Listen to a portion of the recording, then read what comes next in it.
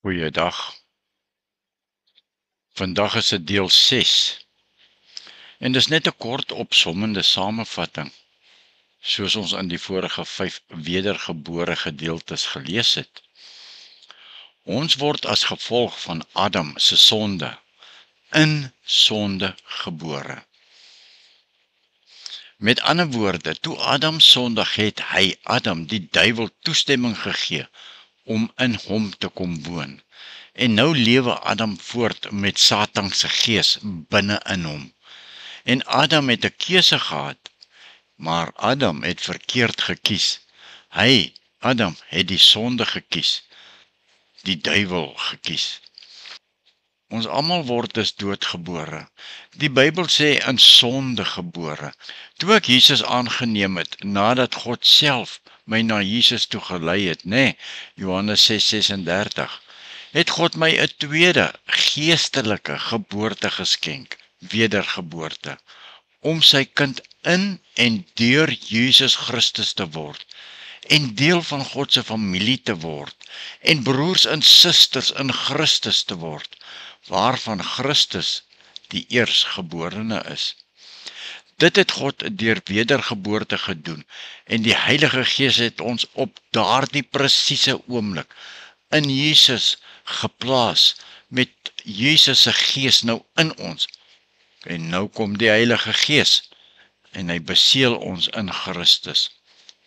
Nou is Christus in ons, en ons in Christus vir ewig en altyd beseël, en niks kan ons nou uit God se hand ruk nie.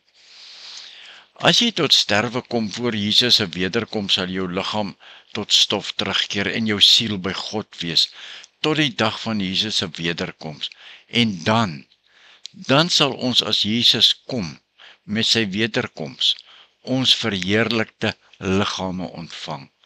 As jy die dag sterwe, sal jy in 'n rusplek by God wees, en nie in 'n plek iewers onbekend nie, of in die donkerte nie. Sheol is die plek waar ongeredde siele wag op God se oordeel. Alle verlore siele word daar gevange gehou, tot die oordeel met Jesus se wederkoms.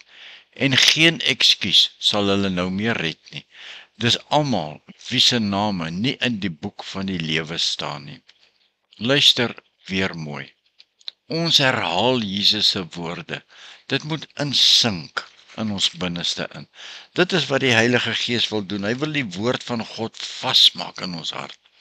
Die onmiddellike hiernamaals is vir alle mense, wedergebore en onwedergebore mense.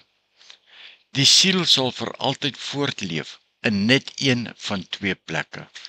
Wedergebore mense in Christus sal by God in God se teenwoordigheid wees, vir ewig en vir altyd. Ja, dis 'n plek van liefde.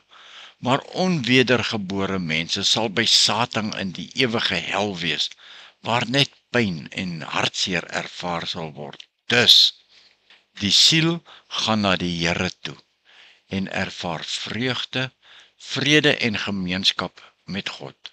Maar ongelowige se siele word deur Jesus veroordeel en hulle word van God geskei en ervaar 'n toestand van lyding en angs.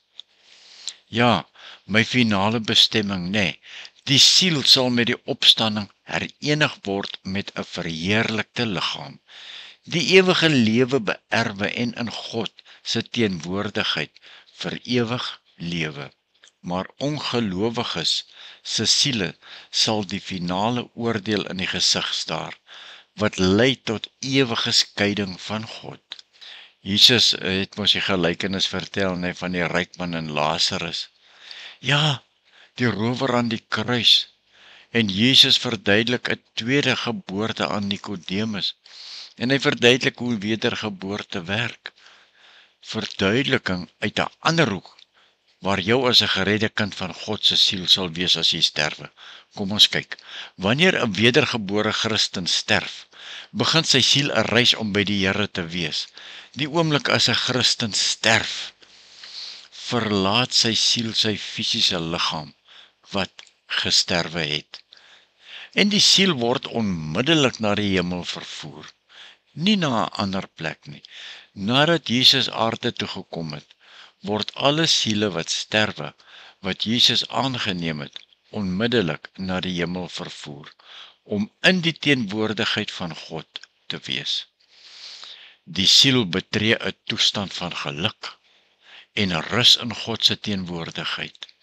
Ja, hierdie toestand word dikwels na verwys as die paradys of die hemel. Die siel is bewus, hoor jy dit? Die siel is bewus van God se teenwoordigheid en ervaar vreugde en vrede. By die wederkoms sal die siel 'n verheerlikte, 'n onsterflike geestelike liggaam ontvang. Die opgestane verheerlikte liggaam sal volmaak wees, sonder enige gebrek, vry wees van sonde, siekte en die dood. Sonde en versoeking sal daar nie meer wees nie. Die siel en die verheerlikte opgestane liggaam sal die ewige lewe in die hemel ingaan en by God in sy koninkryk wees. Gelowiges sal ononderbroke gemeenskap met God ervaar en hom vir ewig aanbid en dien en lofsange vir hom sing. Ja, die hemel is 'n plek van ondenkbare vreugde, skoonheid en wonder. Ons mense verstand is te klein om dit te bedink, sê die Here. Hierdie hoop op die ewige lewe is die fondament van die Christelike geloof. En dit bied vertroosting, vrede en doel in die aangesig van die vleeslike dood. Ek sluit af, maar ek vertrou. Ons het gesien waar alle geredde kinders van Vader sal wees, met hulle vlees afsterwe, nadat Jesus aarde toe gekom het. By God, in God se teenwoordigheid, beseël deur die Heilige Gees, en niemand sal ons ooit weer uit God se hande kan ruk nie. Amen. I walk through storms and shadows, carried guilt I couldn't hide. Every wrong I ever carried weighed me down deep inside.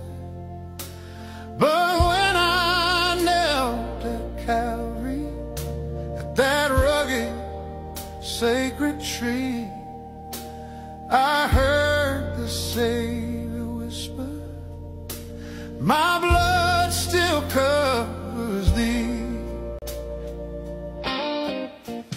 Oh, the blood still covers me, flowing down from Calvary.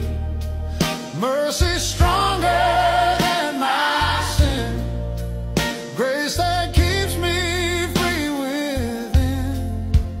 Through the trials, through the years, through the pain and through the tears, there's a truth that sets me free. The blood still covers me. The devil comes to haunt me with the lies of yesterday, but I just point to Jesus and the price he chose to pay. No chains can hold me captive, no fear can make me flee, 'cause I'm standing in his promise. His blood still covers me. Oh, the blood still covers me, flowing down from Calvary. Mercy stronger than my sin, grace that keeps me free within. And through the trials, through the years, through the pain and through the tears, there's a truth that sets me free.